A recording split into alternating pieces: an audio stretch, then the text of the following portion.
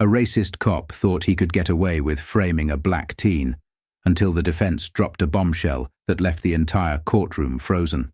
But when the truth finally came out, the cop's world came crashing down in a way no one saw coming. The dim glow of a flickering street lamp barely cuts through the thick night air. The city hums with distant sirens and the occasional honk of a restless driver. 17-year-old Malik Carter tightens the straps of his backpack, exhaustion tugging at his limbs after another long shift at the diner. The walk home isn't long, but it feels like miles when you've been on your feet all day. His mother, Lisa Carter, had texted him earlier, "Be safe. Love you." She always worried when he worked late shifts, but Malik brushed it off. He knew the streets, and he knew how to keep his head down. Then, without warning, the night explodes in a wash of red and blue. Police lights flood the street, turning the cracked pavement into a chaotic dance of flashing colors. The screech of tires slices through the air as a patrol car jerks to a stop just feet away. Malik freezes. His heart pounds as he slowly turns toward the commotion. A door swings open, and from the shadows steps Officer Greg Simmons, tall, broad, and radiating authority. His uniform is crisp, his hand already resting on the grip of his gun. His eyes lock onto Malik with a cold, predatory glare. "You! Hands where I can see 'em!" Simmons barks, stepping forward with calculated aggression. Malik raises his hands instinctively, confusion knitting his brows. "What's going on?" His voice is steady, but there's a tremor beneath it. "You match the description of a suspect who just broke into Jefferson's Market," Simmons says. His tone is sharp, unyielding. Malik's stomach drops. "Wait, what? I just got off work. I was at the diner all night. You can check." "Don't move." Simmons cuts him off, stepping closer. The tension thickens, electric and suffocating. Malik glances around the empty street. No witnesses, no one to help him. He swallows hard. "Please, you can call my manager. He'll tell you—" "Shut up," Simmons growls, and in one swift motion he lunges, shoving Malik against a nearby wall. Malik grunts as the rough brick scrapes against his cheek. The officer grabs Malik's wrist, yanking it behind his back. The metal of the handcuffs bites into his skin. "Please, I didn't do anything." Malik struggles, but Simmons is relentless, pressing him harder against the wall. Then, a sudden crack. Malik's phone skitters across the pavement, screen flickering, before landing face down in a shallow puddle. The camera that had been capturing everything goes dark. Malik's breath quickens. Without his phone, his word means nothing. A second patrol car pulls up. Back up. Another officer, Daniel Harris, steps out hesitantly. He looks younger, uncertain. Simmons flashes him a smirk before lowering his voice, just enough for Harris to hear. "Gotta make sure this one sticks," he mutters. Then, with practiced ease, he reaches into his pocket, pulling out a small pack of cigarettes. No, not cigarettes. A crumpled plastic bag with something inside. Before Harris can react, Simmons crouches and discreetly tucks the bag into Malik's hoodie pocket. Malik's eyes widen as realization crashes over him. He's being framed. "No, that's not mine. You just—" Simmons yanks him back, ignoring his protests. "Look what we have here," he sneers, loud enough for Harris to hear. He pulls the planted bag out, holding it up like a prize. Malik shakes his head violently. "That wasn't— he just put that there." Simmons scoffs, giving him a condescending look. "Yeah, sure, kid. That's what they all say." Harris hesitates. For a moment, there's a flicker of doubt in his eyes. But then, he looks away. Malik's world tilts. He's shoved into the back of the squad car, the cold leather pressing against his back. He watches helplessly as Simmons turns to Harris, clapping a heavy hand on his shoulder. "Another one off the streets," Simmons mutters with a smirk. As the car door slams shut, Malik stares out through the barred window, his reflection distorted by the flashing lights. He isn't just being arrested. He's being erased. And the worst part? No one will believe him. Malik Carter had always been a kid with big dreams. Ever since he was little, he would take apart old radios, toasters, anything he could get his hands on, just to see how they worked. By the time he was 12, he was fixing broken electronics in the neighborhood, and by 15, he had already mapped out his future. He wanted to be an engineer. His mother, Lisa Carter, had done everything to make sure her son had a shot at that dream. A single mother working double shifts as a nurse, she rarely had time to rest, but she never complained. She drilled two things into Malik's head from a young age: work hard and stay out of trouble. She knew the world wouldn't give him the same grace it gave others. Still, no amount of staying out of trouble could protect Malik from a system designed against him. The city Malik lived in had long struggled with systemic racism in law enforcement. It wasn't an official policy, but everyone knew. If you were black, you were a target. Young black men especially seemed to disappear overnight, arrested on flimsy charges, pushed into plea deals, and buried under sentences that didn't fit the crime. Complaints were filed, lawsuits were threatened, but nothing ever changed. Why? Because the system protected its own. The police department had a long history of cover-ups, missing evidence, and coerced confessions. A handful of officers had been quietly forced into early retirement, but no one had ever truly been held accountable. It was a machine that kept running, chewing up young black lives and spitting them into the prison system. And Officer Greg Simmons was one of its most dangerous cogs. For years, Simmons had been framing black teens, planting evidence and coercing false confessions. The worst part, no one had ever caught him. Every case he built was airtight. No surveillance footage. Witnesses who either conveniently disappeared or suddenly changed their stories. Confessions extracted after hours of interrogation with no lawyer present. Simmons had a system, and he used it well. He wasn't just arresting these boys, he was erasing their futures. But Malik Carter, he wasn't just another statistic. The moment Lisa got the call that her son had been arrested, she knew something was wrong. Malik had never been in trouble a day in his life. She rushed to the police station, demanding answers, but all she got were cold stares and rehearsed lines. They wouldn't even let her see him. Lisa wasn't naive. She had seen this happen before, to neighbors, to friends, to other mothers who had walked into that same station, demanding justice, only to walk out with broken hearts. But she wasn't going to let that happen to her son. That night, she made a call to David Ramirez, a defense attorney known for exposing police misconduct. A former public defender, he had spent years uncovering corrupt cops, fighting wrongful convictions, and forcing the system to answer for its crimes. When Lisa told him what had happened, Ramirez didn't hesitate. "If Simmons is involved," he said, "your son is being set up." Lisa knew one thing. She would fight until her last breath to bring her son home. But the system wasn't going to make it easy. The courtroom was cold, sterile. Malik sat stiffly at the defendant's table, hands folded in his lap, trying to steady his breath.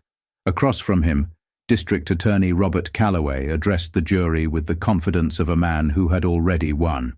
"Ladies and gentlemen, this is not about race. This is about law and order," Calloway said, pacing in front of them. "We have undeniable evidence linking the defendant to the crime. The break-in at Jefferson's Market wasn't just an act of theft. It was a violation of our community's safety. And Malik Carter, he fits the profile." The words hit Malik like a punch to the gut. Fits the profile. A phrase so thinly veiled, so loaded, that he felt every juror silently fill in the blanks. Calloway continued, painting a picture of Malik as a troubled youth, a kid from the wrong side of town with a history of defiance. It didn't matter that Malik had never been in trouble. It didn't matter that his teachers had always praised him, that his mother worked herself to the bone to keep him on the right path. To them, he was already guilty. And then came the so-called evidence. The convenience store's security footage was miraculously recovered, but the video was grainy, distorted, conveniently low resolution. The suspect in the footage was roughly Malik's height, wearing similar clothes. "It's clear as day," Calloway said, freezing the frame. "That is Malik Carter breaking into Jefferson's Market." Except it wasn't. Malik knew it wasn't him. But how do you prove you're not the shadow in a blurry video? Ramirez stood to counter the claims, his voice measured but firm. "My client has an airtight alibi. He was at work the entire night." He turned to the jury. "Innocent men don't need alibis. But in a system like this, a young black man accused of a crime must prove his innocence, rather than the state proving his guilt. The tension in the courtroom grew thick. Some jurors shifted uncomfortably, but others seemed unmoved, already convinced. Then, something even more damning happened. The two employees who had worked with Malik that night, the ones who could have proven beyond a doubt that he was nowhere near the store, were suddenly nowhere to be found. Ramirez had spoken to them just days earlier. They had agreed to testify. They had seen Malik at the diner for his entire shift. Now, their phones were disconnected. Their addresses led to empty apartments. "This is no coincidence," Ramirez whispered to Lisa in the hallway during recess. "This is tampering." And then, there was the witness statement. A supposed anonymous tip had placed Malik at the crime scene. The statement was handwritten, with no recording, no name, no credibility. And yet, the court accepted it without question. Lisa clenched her fists, her nails digging into her palm. "They're burying my son." Back in jail, Malik felt like he was suffocating. The walls felt smaller each day, the air heavier. He watched other young men cycle through, kids his age, some younger, framed, forgotten, funneled into the system. His cellmate, Jerome, had been in and out of prison since he was 19. Now in his 40s, he had seen it all. "I've seen boys like you before," Jerome muttered one night, watching Malik stare at the ceiling. "Smart, no record. They put you in here so they can own you." Malik swallowed hard. "I didn't do it." Jerome chuckled, low and bitter. "Truth don't matter, kid. You need proof. And even then, you better pray it don't go missing." Malik shivered, because he already knew how easily evidence could disappear. Ramirez and Lisa had found the proof. After days of digging, Ramirez had secured the diner's security footage. It was crystal clear. The timestamp showed Malik clocking in at 6 p.m. and leaving at 11:45 p.m. The break-in at Jefferson's Market happened at 11:50 p.m., 5 miles away. "There's no way he could have done it," Ramirez had said, relief washing over him. They submitted the footage to the court. And then, it vanished. Somehow, between the submission and the next court date, the footage was gone from the case files. The court clerk had no explanation. The judge refused to delay proceedings to track it down. Lisa felt like screaming. "They stole it. They know he's innocent and they stole it." But what could they do? Ramirez clenched his jaw. He had seen corruption before, but this was a level of brazenness that even he hadn't expected. They were out of time. The trial was moving forward. The jury had seen fake evidence, a rigged witness statement, and a distorted video. And Malik. The system was about to swallow him whole. Until the walls were closing in. Malik's trial was moving too fast, too efficiently, like a machine built to crush him. Every attempt to prove his innocence had been systematically erased. The jury had seen only what the prosecution wanted them to see. And with the missing alibi witnesses and vanished diner footage, the verdict felt inevitable. Then, late one night, everything changed. David Ramirez was at his desk, exhausted. Piles of legal documents, discarded coffee cups, and sleepless nights surrounded him. The weight of the case pressed against his skull. He had fought corrupt police before, but this time it felt like they were 2 steps ahead at every turn. Then, a knock at the office door. Ramirez frowned. It was past midnight. No clients came at this hour. When he opened the door, no one was there. Just an envelope. Thick, unmarked. No return address. Heart pounding, Ramirez ripped it open and froze. Inside was a USB drive and a short handwritten note. "Watch this. He's innocent." No signature. No clue who had sent it. With shaking hands, Ramirez plugged the drive into his laptop. And then, his entire world shifted. The video was grainy, shaky, but damning. The footage came from a police body cam. The timestamp. The exact night of Malik's arrest. The camera followed Officer Greg Simmons as he forced Malik against the wall. Malik was confused, scared, but clearly innocent. Then, clear as day, the footage captured Simmons pulling a small plastic bag from his pocket. He crouched down, slipped it into Malik's hoodie. The camera caught everything. No doubt, no ambiguity. And then, the words that would destroy him. "One more thug off the streets," Simmons muttered, stepping back and smirking. "No one's gonna miss him." Ramirez's blood ran cold. It was the smoking gun they had been waiting for. He replayed the video again and again, making sure his eyes weren't deceiving him.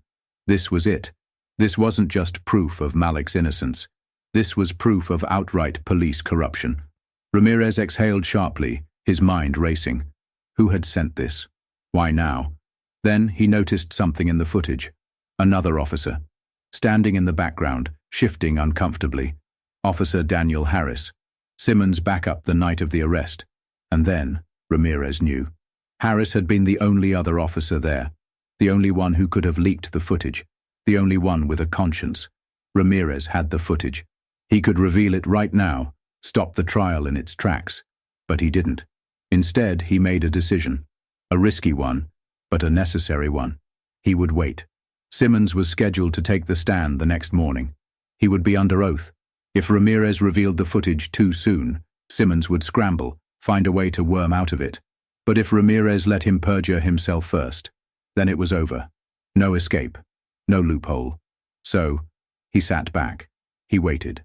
Tomorrow, in front of the entire courtroom, Officer Greg Simmons would unknowingly dig his own grave. The courtroom was silent. Not the kind of silence that brings peace, but the kind that presses down like a weight, suffocating and final. At the witness stand, Officer Greg Simmons sat with an air of unwavering confidence. His uniform was crisp, his posture straight, and his eyes held the practiced indifference of a man who had done this many, many times before. He was about to bury another young black man. Across the room, Malik sat stiffly at the defense table. His mother, Lisa, gripped his hand so tightly it hurt, but he didn't dare let go. David Ramirez stood beside him, his face unreadable. It was now or never. The prosecutor, District Attorney Robert Calloway, approached the witness stand.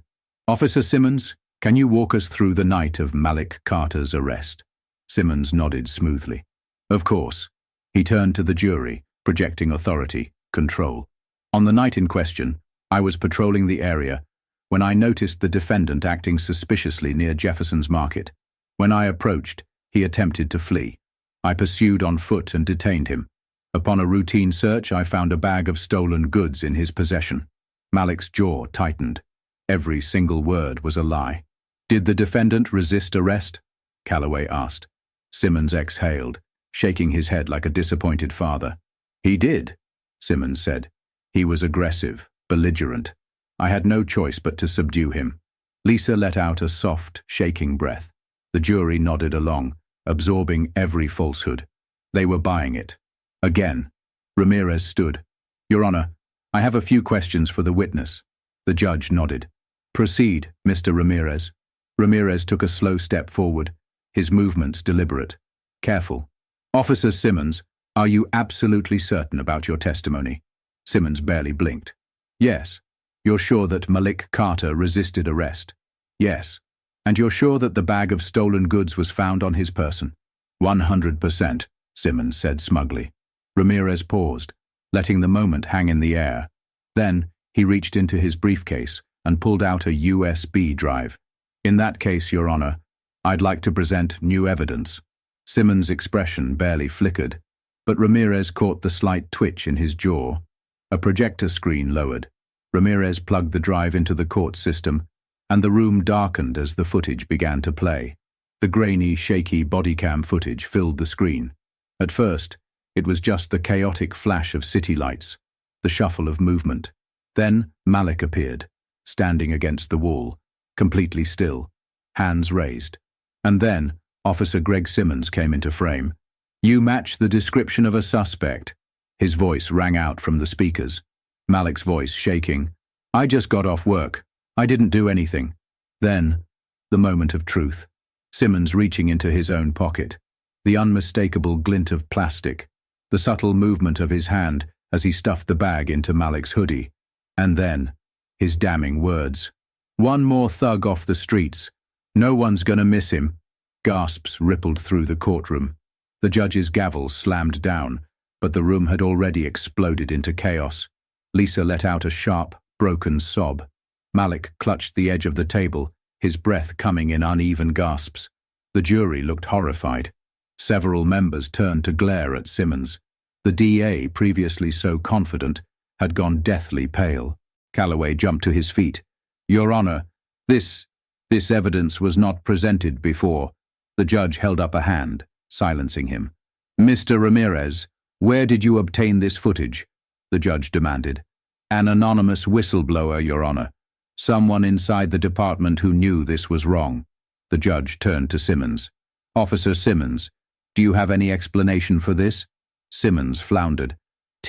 That footage is doctored. It's taken out of context. Ramirez didn't even try to hide his smirk. So, you're claiming that's not you, planting evidence? Simmons opened his mouth, then closed it. The room hung in silence. The truth was out. The judge exhaled sharply. Bailiff, take Officer Simmons into custody pending an internal investigation. I am also ordering an immediate review of every case this officer has ever worked on. Simmons' face twisted in shock. For the first time, the predator looked afraid. You can't be serious. I've been on the force for 20 years, he barked. The bailiff stepped forward. And now you'll be facing 20 more, the judge said coldly. As Simmons was dragged from the stand, Malik felt a strange sensation wash over him. Not just relief, justice. Real, undeniable justice. The trial was far from over, but the outcome had already been decided. The jury didn't even need to deliberate for long. We, the jury, find the defendant, Malik Carter, not guilty. Lisa collapsed into sobs, pulling Malik into her arms. Malik squeezed his eyes shut, clutching his mother like he never wanted to let go. Across the room, the DA buried his head in his hands. The system had tried to destroy Malik, but this time, the truth had won. The gavel struck once, twice. We, the jury, find the defendant, Malik Carter, not guilty. The words echoed through the courtroom, sinking into the air like a stone into deep water. For a moment, time froze. Then, the floodgates broke. Lisa Carter let out a wailing sob and rushed to her son, wrapping him in the tightest embrace of his life. Malik clutched onto her, his entire body shaking, not from fear, but from the overwhelming release of everything he had held inside. The anger, the hopelessness, the terror of becoming just another forgotten name in the system. Now, he was free. Tears streamed down Lisa's face as she whispered prayers of gratitude against Malik's shoulder. Ramirez stood beside them, watching with quiet satisfaction, knowing they had just beaten a system designed to swallow people like Malik whole.